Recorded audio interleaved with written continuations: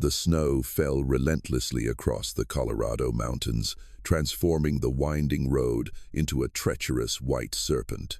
Ethan Stone gripped the steering wheel of his pickup truck, peering through the windshield as wipers fought a losing battle against the accumulating snow. Beside him, Shadow's ears suddenly flattened against his skull, the German Shepherd's body tensing with primitive alarm.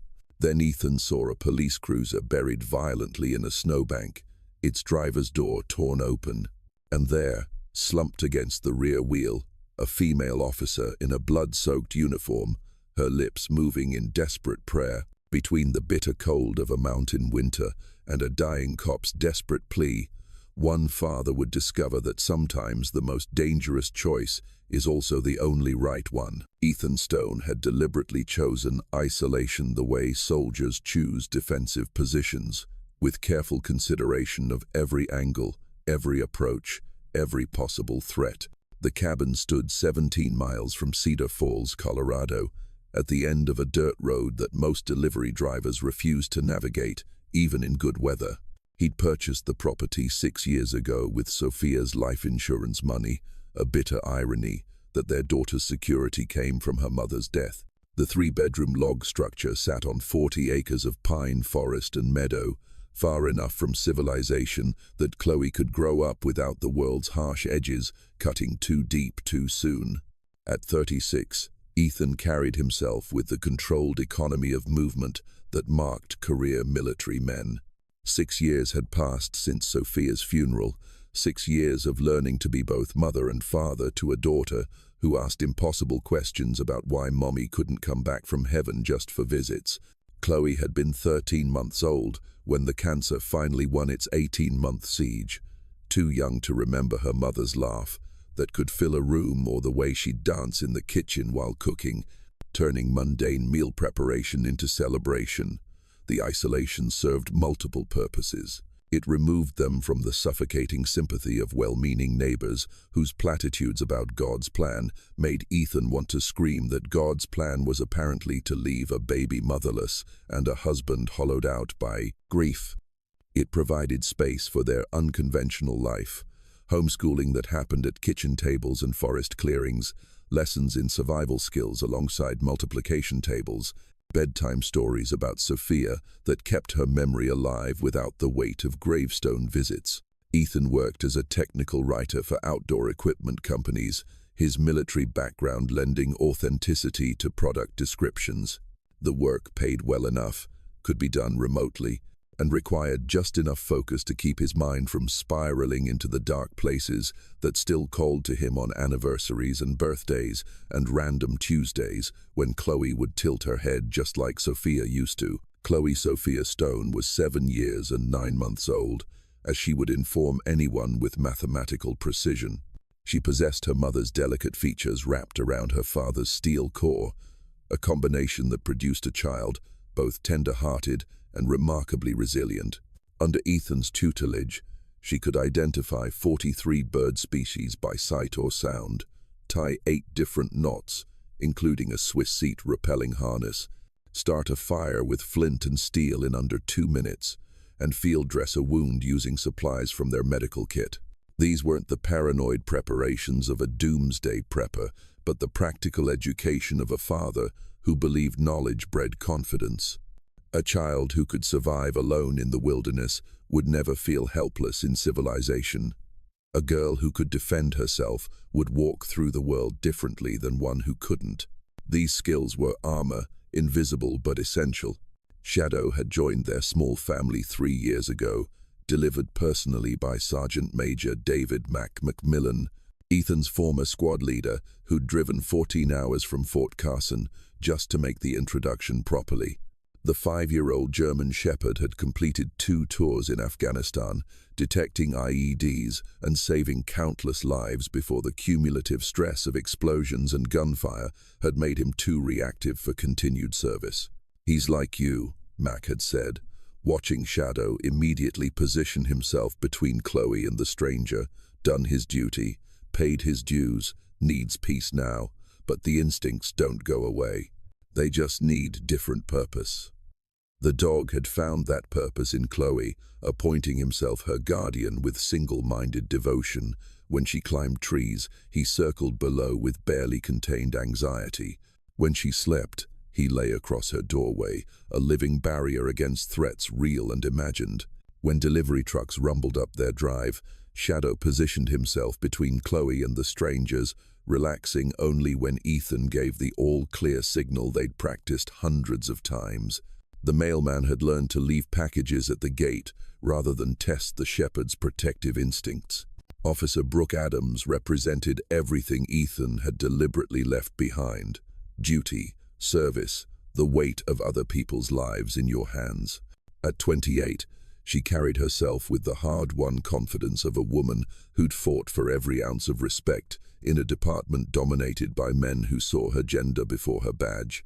3 years on the Cedar Falls police force had taught her that protect and serve meant different things to different people, and that sometimes the greatest threats came from inside the department rather than outside.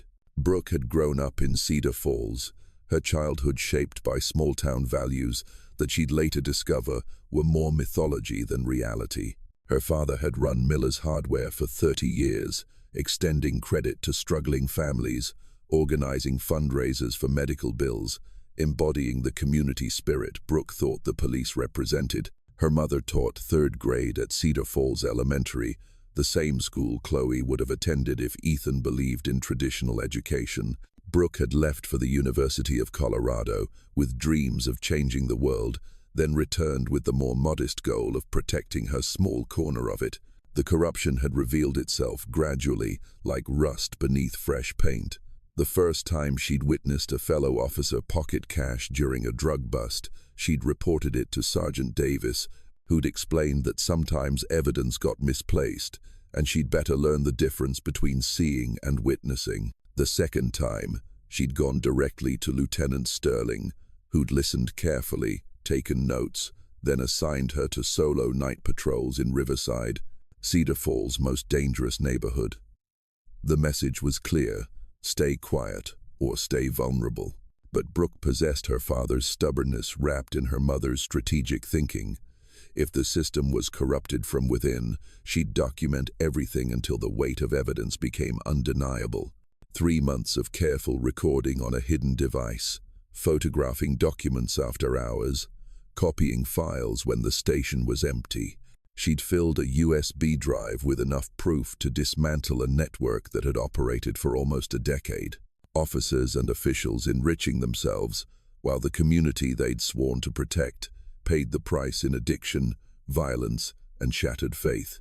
The attack had come on Highway 50, the mountain road that connected Cedar Falls to the outside world. A deliberate ramming from behind that sent her cruiser spinning into the snowbank, followed by efficient violence, a knife between ribs, missing vital organs by inches, designed to look like injury from the crash. They'd been smart about it, choosing a night when the storm would erase evidence, when her death would seem like another tragic accident on a dangerous road. Brooke had managed to crawl from the wreckage, her radio destroyed in the crash, her cell phone somewhere in the twisted metal, blood leaving her body with each heartbeat. She'd made it to the road's edge before collapse seemed inevitable. The USB drive clutched in fingers already going numb from cold and blood loss. Then headlights through the storm, a pickup truck slowing, stopping, and a man emerging who moved like he knew what violence looked like. Ethan approached the crashed cruiser with tactical caution, checking angles, assessing threats, his body remembering lessons learned in places where stopping to help could mean ambush. The moment he saw her uniform, his instinct was to call for help, but her desperate grip on his wrist stopped him cold. "Please," she'd whispered, breath forming weakening clouds in the freezing air. "Don't call it in. They'll kill us both if you call it in." The wound in her side spoke of deliberate violence rather than accidental injury. Ethan's hands moved with practiced efficiency, combat medical training never truly forgotten. He applied pressure while his mind calculated distances, options, contingencies. Shadow had begun a low, continuous growl, his attention fixed on the bend in the road where fresh tire tracks suggested recent departure. Evidence, Brooke managed, pressing the blood-slicked USB drive into his palm with desperate strength. Everything's on there. 3 months of recordings, documents, proof. The chief, at least 15 officers, maybe more. They're moving drugs through evidence, selling confiscated weapons, taking bribes to lose cases. The whole department's rotten. Ethan made his decision in the space between heartbeats. He scooped Brooke into his arms, her weight negligible after years of hauling 40-pound rucksacks through Afghan mountains. The truck's cab was warm. Shadow immediately positioned himself beside the wounded officer, offering his body heat and steady presence as comfort. Ethan drove with controlled urgency, knowing that too much speed on these roads meant joining Brooke's cruiser in a snowbank. Too little meant she might bleed out before they reached shelter. The cabin materialized through the storm like something from one of Chloe's fairy tale books.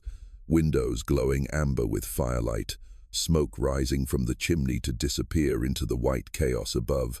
Ethan carried Brooke inside, calling out to prepare his daughter for unexpected company. Chloe appeared at the top of the stairs in her purple pajamas, clutching the stuffed rabbit that had been her constant companion since Sophia's death. "Daddy, why is the police lady hurt?" "She had an accident, sweetheart. Remember what we talked about? How sometimes people need help, and we're the only ones who can give it." Chloe nodded solemnly, then disappeared into her room, returning moments later with the first aid kit Ethan had given her for Christmas. Real supplies in child-sized packages because he believed in preparing her for reality rather than pretending it didn't exist.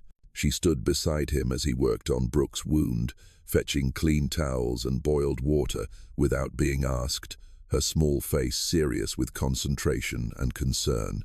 "You're very brave," Brooke told her, managing a weak smile despite waves of pain. "What's your name?"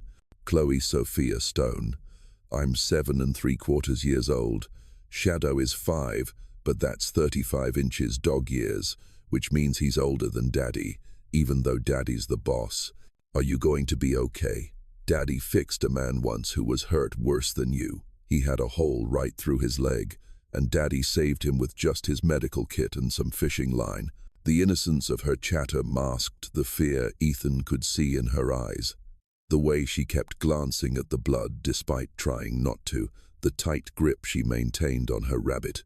Brooke's presence had shattered their carefully maintained bubble of safety, bringing the outside world's violence into their sanctuary. After Chloe had been sent to brush her teeth and get ready for bed, normal routines maintained despite extraordinary circumstances, Brooke explained the full scope of what she'd uncovered. The corruption had started small, individual officers skimming cash from drug busts, but had metastasized into something systemic. Chief Sterling ran it like a corporation, complete with distribution networks, accounting systems, and enforcement mechanisms for anyone who threatened the operation. "They have leverage on everyone," Brooke said, fever already building despite Ethan's medical intervention. Blackmail, threats, financial pressure. Some joined willingly for the money, others were coerced. One officer's daughter needed experimental cancer treatment the insurance wouldn't cover. They offered him a choice: join them and afford the treatment, or stay clean and watch his child die. What would you choose? Ethan looked toward the stairs where Chloe had disappeared, understanding the terrible mathematics of parental desperation. "I'd like to think I'd find another way." Everyone thinks that until they're actually faced with the choice, until it's your child dying and someone offers you a lifeline, even if that lifeline is covered in blood. Shadow's sudden alertness preceded the sound of engines by 30 seconds, his training manifesting in the ridge of raised fur along his spine, the low rumble building in his chest. Ethan moved to the window, counting headlights through the storm. 3 vehicles moving with deliberate purpose up his private road. This wasn't random. They'd been tracked, either through technology he didn't understand, or by someone who'd followed his tire tracks through the snow. "Take Chloe and run." Brooke struggled to stand, reaching for her service weapon with hands that shook from fever and blood loss. "I'll delay them," buy you time to get away. You can barely stand, much less shoot straight. Ethan was already moving, muscle memory overriding conscious thought. The rifle came from his bedroom closet along with the go bag he'd always kept packed. Cash, documents, medical supplies, ammunition, old habits from a life where preparedness meant the difference between coming home and coming home in a box. Chloe appeared in her doorway already dressed in her winter gear, somehow sensing danger without being told. Bad men are coming. Maybe, sweetheart, remember our camping game, the one where we see who can be quietest in the woods. She nodded, pulling on her boots with practiced efficiency that broke Ethan's heart. No 7-year-old should be this comfortable with danger, this ready to flee into a blizzard. But the world didn't care what should be, only what was. They slipped out the back door as the first vehicle pulled into the front drive. Shadow leading them into the forest he knew better than any human. Ethan carried Brooke, her weight distributed across his shoulders in a fireman's carry, while Chloe rode piggyback, her arms tight around his neck. The storm had intensified, wind driving snow horizontal, erasing their tracks almost instantly, but also limiting visibility to mere feet. Behind them, flashlight beams swept through the cabin windows like searching fingers, voices carrying on the wind, professional, organized, dangerous. These weren't local cops making overtime. This was a tactical team with specific orders and the training to carry them out. The forest path was treacherous even in daylight. In a blizzard at night, it became actively hostile. Ethan navigated by instinct and memory, occasionally checking the military compass he always carried, though magnetic north mattered less than intimate knowledge of every tree, rock, and gully between his cabin and potential sanctuary. Brooke stumbled repeatedly, apologizing each time, her strength depleting with each step. Chloe had gone silent, her face buried against Ethan's shoulder, only the occasional sob indicating she was still conscious. They'd covered barely half a mile when the sound changed behind them, engines giving way to the higher pitch of snowmobiles. Ethan's mind raced through rapidly narrowing options. The abandoned ranger station was still 2 miles away. Brooke couldn't maintain this pace, and Chloe was approaching the danger zone where cold stopped being uncomfortable and became deadly.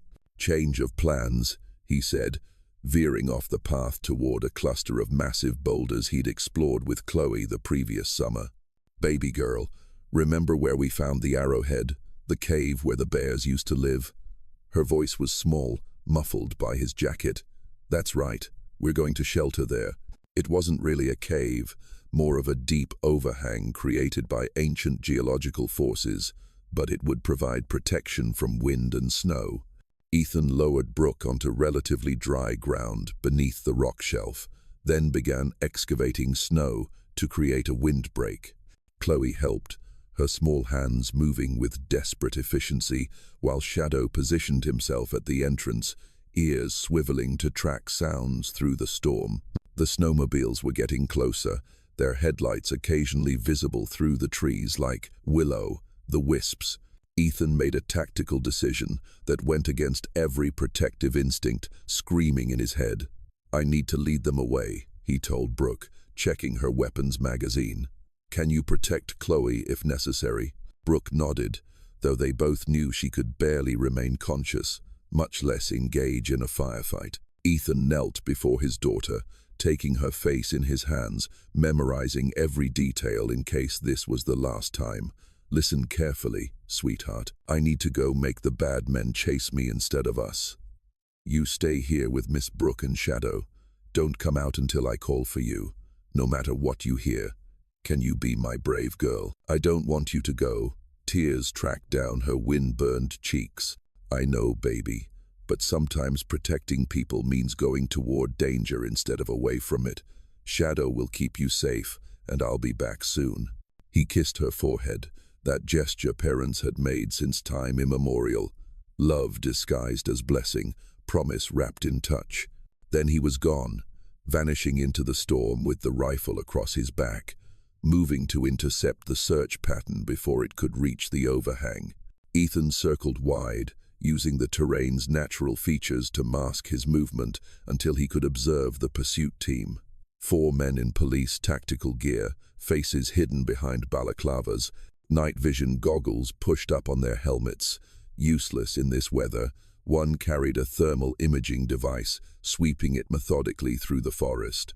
That was the primary threat. Body heat would show clearly against the cold background. Moving with silent precision, Ethan positioned himself behind the rearmost rider, waiting for the perfect moment when wind and engine noise would mask his approach. The takedown was swift, brutal, the rider unconscious before he hit the ground.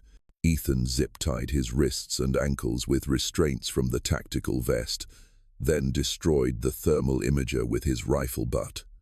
"Contact north. He's running," Ethan shouted in a voice deliberately different from his own, sending the other 3 riders racing toward empty forest. He melted back into the storm, circling back to the overhang where 3 pairs of frightened eyes watched him emerge from the white chaos. Brooke was barely conscious, skin burning with fever. Chloe shivered uncontrollably, despite Shadow's warmth pressed against her. "We need the ranger station," Ethan said, lifting Brooke despite her weak protest. "It's that, or freeze." The abandoned ranger station sat 2 miles northeast, a relic from when the Forest Service had maintained regular patrols through these mountains. Ethan had discovered it his first winter, had even spent nights there during the darkest period after Sophia's death, when being near Chloe's innocent grief had felt like drowning in his own inability to fix her pain. The structure was solid despite decades of abandonment, positioned on a ridge with clear sight lines in all directions, defensible if it came to that. The last mile took forever, time stretching like taffy as Ethan fought through drifts that reached his waist in places. Chloe clung to his back like a barnacle, her breathing shallow but steady. Brooke drifted in and out of consciousness, mumbling about evidence and corruption, and something about her father's hardware store. Shadow broke trail where he could, his powerful body creating paths through the lighter snow, occasionally circling back to check on his humans. The station finally appeared through the storm, a darker shadow against white, its door hanging off hinges. Snow drifted through broken windows, but the stone fireplace remained intact, and Ethan had cached supplies here years ago.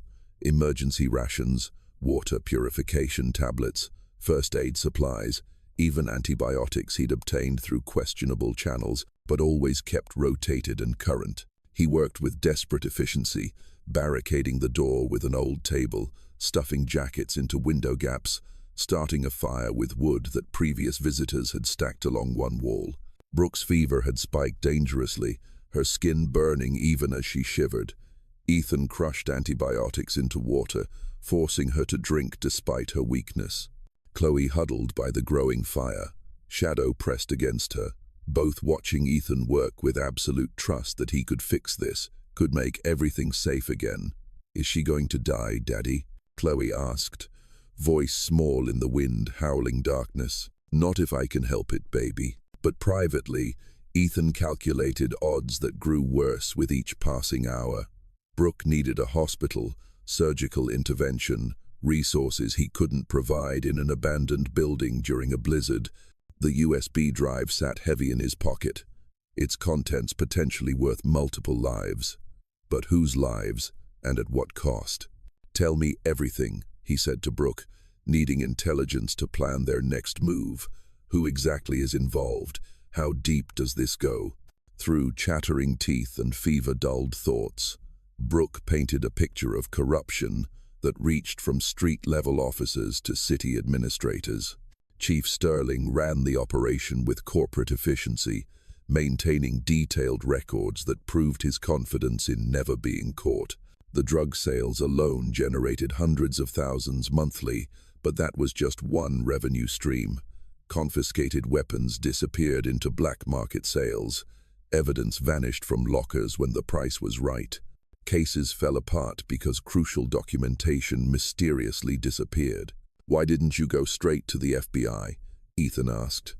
"I tried, made contact with an agent in Denver, arranged to meet tomorrow. Today, I guess." That's when they must have realized what I was doing. The accident, she laughed bitterly, coughing up blood-tinged saliva, was supposed to look natural. Winter roads, officer responding to emergency call. Tragic, but not suspicious. If you hadn't come along, Shadow's growl interrupted. Low and continuous, the sound of death approaching. Through cracks in the boarded windows, Ethan saw lights, flashlights, carefully coordinated, surrounding the station. They'd been found again, but this time there was nowhere to run. Brooke could barely remain conscious. Chloe was exhausted and hypothermic, and Ethan's shoulder had begun stiffening, where old shrapnel scars protested the cold and exertion.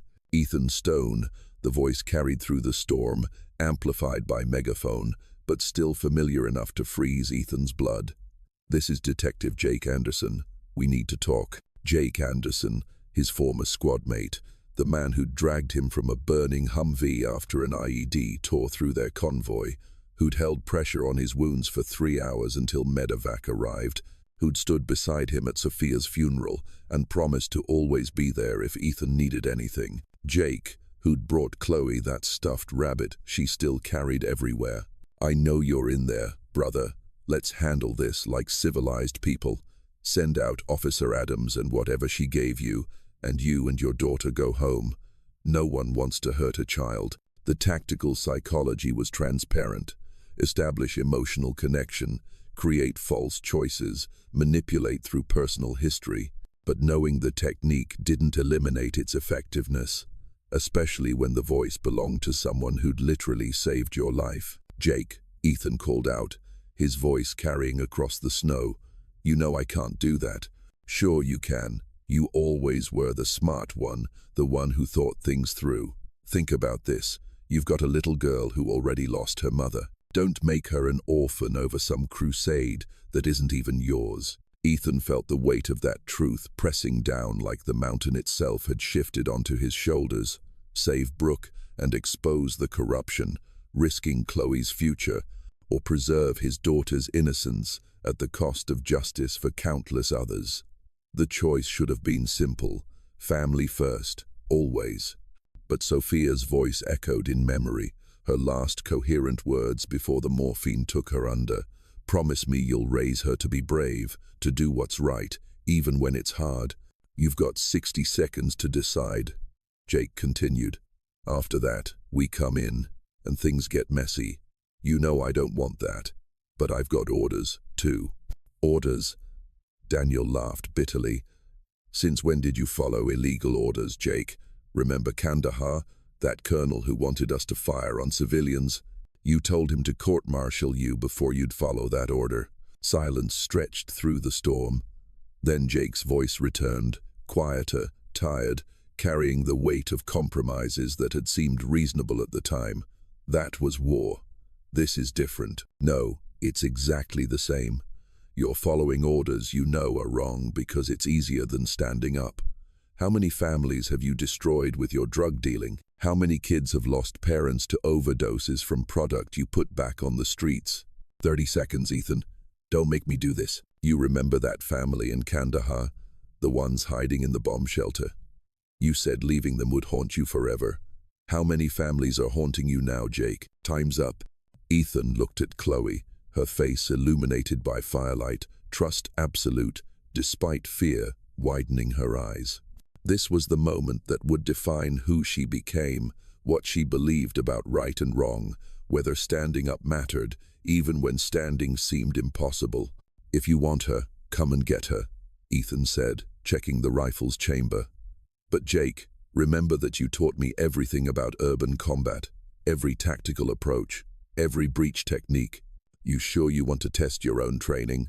The first gas canister crashed through a window, white smoke billowing into the room. Ethan had anticipated this, immediately grabbing Chloe and pushing her toward the root cellar he'd discovered during previous visits, a hole beneath rotted floorboards that connected to a natural cave system. "Down now, Shadow. Guard." The dog followed Chloe into darkness while Ethan helped Brooke toward the cellar, her legs barely functioning. The door exploded inward, men in tactical gear flooding through smoke. Ethan met them with controlled violence, using the rifle stock as a club, the confined space negating their numerical advantage. His body remembered combat in ways his mind had tried to forget, muscle memory guiding strikes that disabled without killing. He wouldn't make Chloe watch him take lives unless absolutely necessary. Brooke managed to fire twice before her strength failed, one shot taking a tactical officer in the vest, driving him back through the doorway. But there were too many, and Ethan was one man protecting two vulnerable people against a coordinated team. Jake entered last, older now, grey threading through his beard, the same calm competence that had made him an excellent soldier. Their eyes met through the smoke, years of shared danger creating understanding without words. "You always were too stubborn for your own good," Jake said, raising his weapon. Ethan moved faster, the rifle stock crushing into Jake's wrist, sending the pistol spinning away. But Jake had always been better at close quarters, and Ethan's injured shoulder betrayed him. They grappled, crashing into walls, each knowing the other's moves like a deadly dance they'd rehearsed in a dozen firefights. Jake got position, his arm around Ethan's throat, the chokehold that would end consciousness in seconds. Ethan's vision began to narrow, darkness creeping in from the edges. Then, "Daddy!" Chloe's scream erupted from the cellar, followed by Shadow launching himself from the darkness. 90 pounds of trained aggression striking Jake at chest level. The detective went down hard, Shadow's jaws locked on his arm with pressure that stopped just short of breaking bones, a warning, not an attack. "Everyone stops right now." Brooke's voice, impossibly strong, cut through the chaos. She stood propped against the wall, Jake's dropped weapon steady in her hands despite the tremor in her legs. "Next person who moves gets shot, and I've got nothing left to lose." The tactical team froze, training, warring with loyalty, self-preservation calculating odds. Jake lay still beneath Shadow, blood seeping through his sleeve, face twisted in pain and something else, shame perhaps, or recognition of how far he'd fallen from the soldier he'd once been. "You don't understand," Jake gasped. "It's not just money. They have leverage on everyone. My daughter, Olivia, she made a mistake at a college party. Photos that would destroy her life. They own me. They own all of us." "Everyone has a reason," Brooke said, though her strength was clearly fading. "Every criminal thinks their excuse is special. You chose this, Jake. Every day you stayed silent. You chose it again. The FBI is already coming," she continued, and Ethan heard the bluff, but supported it. "I transmitted everything to their Denver office an hour ago. This USB is just backup. You can kill us all, but it won't stop what's coming." One of the tactical officers lowered his weapon slightly. "Is that true?" "Does it matter?" Another responded. "We came here to kill a cop and a kid. That's not what I signed up for." The group psychology shifted. Ethan could feel it, that moment when a unit's cohesion fractures. These weren't hardened killers. They were cops who'd made bad choices, who'd justified small compromises until they found themselves in an abandoned ranger station preparing to murder innocents. "Stand down," Jake said quietly. "Everyone, stand down." "Boss," I said, "stand down." Jake's voice carried the authority of command, despite his position beneath Shadow's watchful presence. "It's over. We're done." Weapons lowered, hands raised, the mathematics of survival suddenly favoring surrender over resistance. Ethan maintained his position, not trusting the sudden capitulation. But Shadow seemed to sense the change, his jaws releasing Jake's arm, though he remained positioned to attack if necessary. "You have no idea what you've started," Jake told Brooke. "This goes higher than you know. Judges, state officials, people with resources to make problems disappear. Testifying won't keep you safe. They'll find you, all of you. Then we'd better make it count," Ethan said, helping Jake sit up while keeping the weapon trained on him.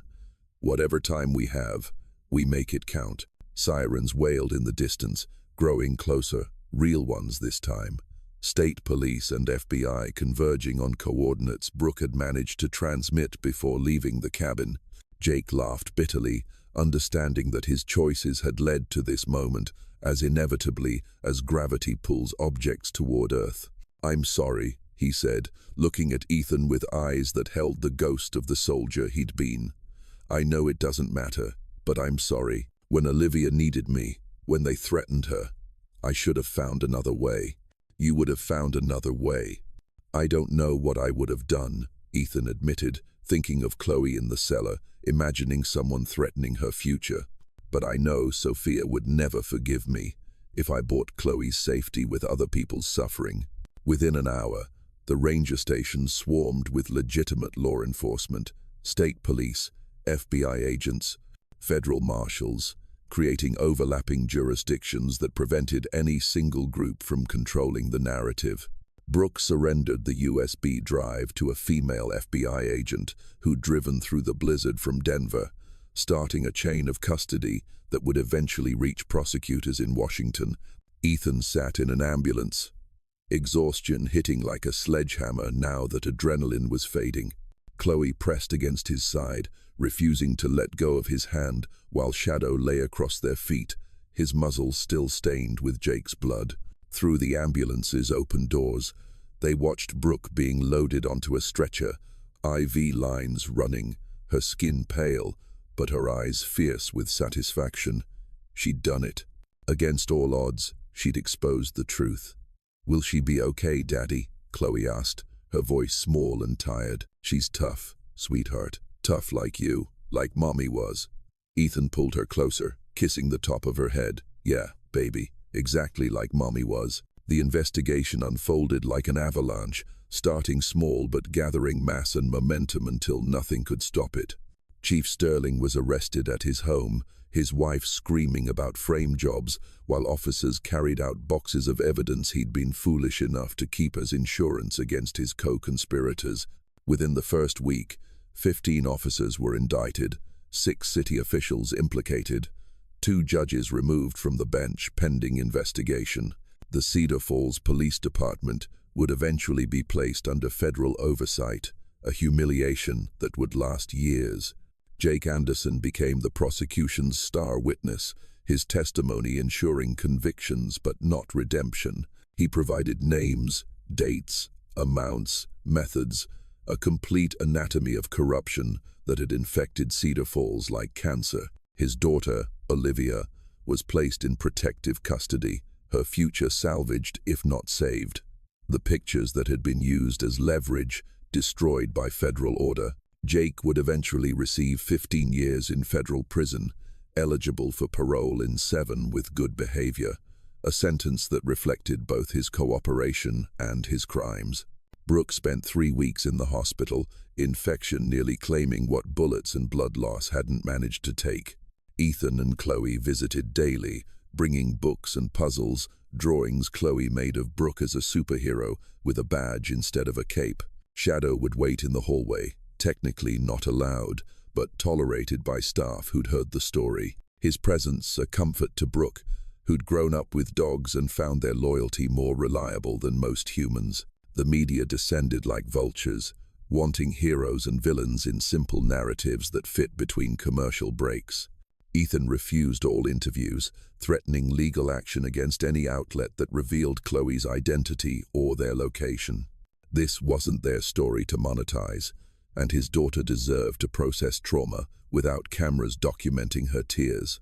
One afternoon, as snow continued falling outside Brooke's hospital window, she asked the question that had haunted her recovery. "Why did you do it? You could have walked away, protected your daughter, left me to handle my own mess. Why risk everything for a stranger?" Ethan considered his words carefully, watching Chloe read to Shadow in the corner, the dog's tail wagging at dramatic moments in the story. "My wife died believing the world could be better, that people would choose right when given the chance. She was an optimist in ways I never was, always seeing potential where I saw problems. When she was dying, when we knew treatment had failed, she made me promise to raise Chloe that way, to believe in goodness even when evidence suggested otherwise. Walking away from you would have broken that promise. That's a heavy burden, living up to someone's memory. It's not a burden when it makes you better than you would have been otherwise." Brooke was released on a Thursday, spring trying to break through winter's grip, ice melting from pine branches in irregular percussion. Ethan picked her up, Chloe insisting on coming along, presenting Brooke with a handmade card that said, "Thank you for being brave and careful in 7-year-old script. Where will you go?" Ethan asked as they drove through Cedar Falls, past the police station where federal agents still catalogued evidence. "FBI offered me a job," Brooke said.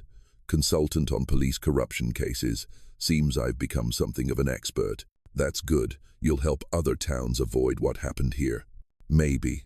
Or maybe I'll just document corruption without preventing it." Systems resist change, especially when change threatens power. They drove in silence until Chloe piped up from the back seat. "You could stay with us. We have room. And Shadow likes you. And Daddy needs friends who aren't trees." Ethan's ears burned while Brooke laughed, the first genuine joy he'd heard from her since that night in the snow. "That's sweet, Chloe, but I have to go where the work takes me." "You could visit, though," Chloe persisted. "Daddy makes really good pancakes, and in summer we see bears, and I could teach you to identify birds." "I'd like that," Brooke said, meeting Ethan's eyes in the mirror. "I'd like that a lot." She stayed for dinner that night. Nothing romantic, just 3 people and a dog sharing a meal while snow fell outside. Chloe dominated conversation, explaining her theories about everything from why squirrels forgot where they buried nuts to whether angels needed winter coats. Brooke listened with genuine interest, asking questions that made Chloe beam with importance.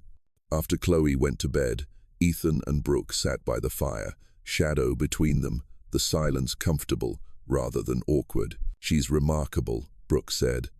"After everything she witnessed, most kids would be traumatized. She probably is in ways that'll surface later. But she's also seen that standing up matters, that ordinary people can face extraordinary circumstances and survive. That's not a bad lesson, even if the teaching was harsh." "What about you? Any regrets about getting involved?" Ethan thought about Jake facing 15 years in federal prison, about the officers whose children would grow up with fathers in jail, about the community trust that would take generations to rebuild. "Ask me in 10 years when we know if anything really changed or if different people just took over the same corruption." That's cynical. That's realistic. But Sophia would say that trying matters even if failing is likely. That courage isn't about winning, but about standing up despite probable loss. Brooke stood to leave, pausing at the door. "For what it's worth, I think Sophia would be proud of who you've become, of how you're raising Chloe." "She'd be proud of you too," Ethan said, "for refusing to give up when giving up would have been safer." 3 months later, as summer finally conquered winter's last resistance, Brooke returned for a visit. She'd testified in 4 trials already, her evidence securing convictions that dismantled not just Cedar Falls' network, but connected operations in 3 other states. The FBI job had materialized, based in Denver, but requiring travel to wherever corruption festered. Chloe dragged her on a hike to see an eagle's nest she'd been monitoring, chattering non-stop about fledgling development and hunting patterns. Ethan watched them walk ahead, Brooke matching Chloe's pace, treating her observations with the seriousness they deserved. Shadow ranged beside them, occasionally circling back to check on Ethan, the dog's protective instincts extending now to include Brooke in their small pack. That evening, as they watched sunset paint the mountains gold and crimson, Chloe asleep between them on the porch swing, Brooke said quietly, "I bought a cabin, 8 miles from here. Nothing fancy. Needs work, but it's mine. Figure, I need a base between assignments. Somewhere quiet to remember why the work matters." Ethan smiled, understanding what she wasn't quite saying. "Chloe will be thrilled. She's been asking when you'd visit again approximately every 3 days." "Just Chloe?" "Shadow, too. He's been moping." Brooke laughed, the sound carrying across the meadow where fireflies were beginning their ancient dance. "Well, we can't have a moping dog." They sat in comfortable silence, watching darkness settle over the mountains. 3 souls who'd found each other through violence, but were building something better from the wreckage. The corruption investigation would continue for years, trials and appeals and occasional threats from those who'd lost power and profit. But that was tomorrow's challenge. Tonight, there was peace. Justice doesn't always come from those in power. Sometimes it begins with ordinary people brave enough to stand when standing seems impossible. Share this story if you believe truth deserves its day regardless of the cost.